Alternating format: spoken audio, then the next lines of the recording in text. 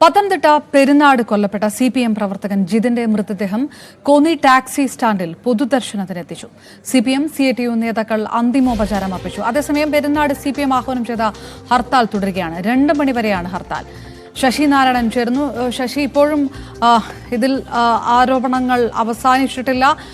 അത് CPM-ഉം BJP-യും ഈ പ്രത്യാരോപണങ്ങൾ തുടരുന്ന ഒരു സാഹചര്യം. അതിനിടയിലുള്ള ഹർത്താൽ ഏത് തരത്തിലാണ് സ്ഥിതി അവിടെ?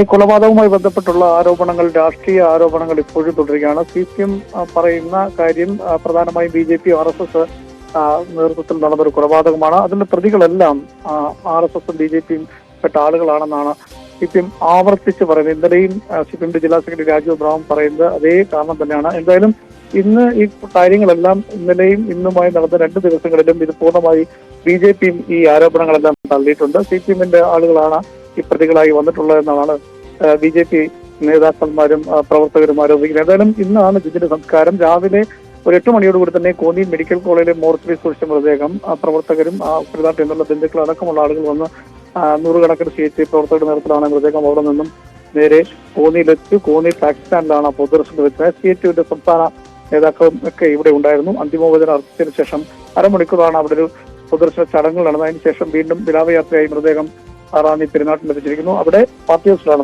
പൊതുദർശന ചടങ്ങ് നടക്കുന്നത്. ഇവിടെ ഈ പാർട്ടി ഹൗസിലെ ചടങ്ങുകൾക്ക് ശേഷം ഒരു 11:30 തന്നെ മൃതദേഹം വീട്ടിലെത്തിക്കും. വീട്ടിലായിരിക്കും പിന്നീട് ചടങ്ങുകൾ നടക്കുക. എന്തായാലും ചടങ്ങുകൾക്ക് ശേഷം 2:30 മൃതദേഹം സംസ്കരിക്കുമെന്നാണ് നമുക്ക് വീട്ടുകാരിൽ നിന്നും അറിയുന്നത്. എന്തായാലും പാർട്ടി പ്രവർത്തകരുടെ സംസ്ഥാന സെക്രട്ടറി MP ഗോവിന്ദൻ അടക്കമുള്ള ആളുകൾ, സംസ്ഥാന ജില്ലാ നേതാക്കൾ, CITU-ന്റെ പ്രവർത്തകർ, DU പ്രവർത്തകർ, അങ്ങനെ നൂറുകണക്കിന് പ്രവർത്തകർ ഇതിന്റെ സംസ്കാര ചടങ്ങിലും അതുപോലെ തന്നെ അന്തിമോപചാരം അർപ്പിക്കാനുമായി ഇവിടെ എത്തിയിട്ടുണ്ട്. എന്തായാലും ഹർത്താൽ ഇതുമായി ബന്ധപ്പെട്ട് ഇത് പ്രതിഷേധ സൂചകമായി ഇന്ന് രാവിലെ 6 മണി മുതൽ ഹർത്താൽ പെരുന്നാട് പ്രാദേശിക തലത്തിൽ പ്രധാന പഞ്ചായത്തിൽ മാത്രം ഒരു ഹർത്താലുണ്ട്. ആ ഹർത്താൽ 2:30 മണി വരെ ഈ സംസ്കാര ചടങ്ങുകൾ പൂർത്തിയാകുന്നവരെ നടക്കുമെന്നാണ് പാർട്ടിയുടെ നേതാക്കൾ അറിയിച്ചിട്ടുള്ളത്. എന്തായാലും ഈ പൊതുദർശന ചടങ്ങുകൾ ഇപ്പോഴും നടക്കുകയാണ്. പെരുന്നാട്ടിൽ മൃതദേഹം എത്തിച്ചിരിക്കുന്നു.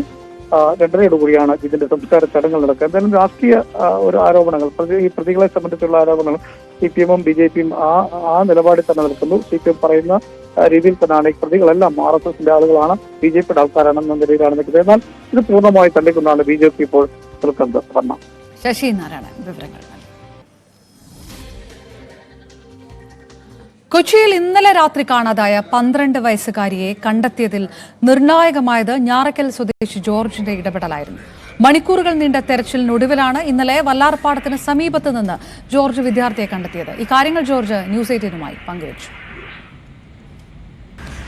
ഇന്നലെ കൊച്ചിയിൽ നിന്നും കാണാതായ 12 വയസ്സുകാരിയെ കണ്ടെത്തുന്നതിൽ ഏറെ നിർണായകമായത് ഞാറയ്ക്കൽ സ്വദേശിയായ ജോർജിന്റെ ഇടപെടലാണ്. അമ്മ വിളിച്ച് ഇങ്ങനെ എറണാകുളത്ത് ഒരു കുട്ടിയെ കാണാനില്ല എന്നുള്ളൊരു വാർത്ത ജോർജിനോട് പറഞ്ഞിരുന്നു. അങ്ങനെ ജോർജ് ഇത് ശ്രദ്ധയിൽപ്പെടുകയും ചെയ്തു. പക്ഷെ രാത്രി സുഹൃത്തുമായി വരുന്ന വഴിക്ക് ഏകദേശം ഒരു 11 മണി 11:30 സമയത്താണ് ജോർജ് ഒരു യൂണിഫോമിൽ ഒരു കുട്ടി സൈക്കിൾ ചവിട്ടി പോകുന്നതായി കണ്ടത്. സംശയം തോന്നിയ ജോർജ് കുട്ടിയെ പിടിച്ചു നിർത്തി വിവരങ്ങൾ ചോദിച്ചപ്പോഴാണ് കാണാതെ പോയ പെൺകുട്ടിയാണ് അതെന്ന് മനസ്സിലാകുകയും ചെയ്തത്. ഇപ്പോൾ ന്യൂസ് 18-നോടൊപ്പം ചേരുന്ന ജോർജ് തന്നെയാണ്. ജോർജിനോട് തന്നെ ചോദിക്കാം ഇന്നലത്തെ ആ ഒരു സംഭവത്തെക്കുറിച്ച്. ജോർജ്, ആദ്യം തന്നെ അഭിനന്ദനങ്ങൾ.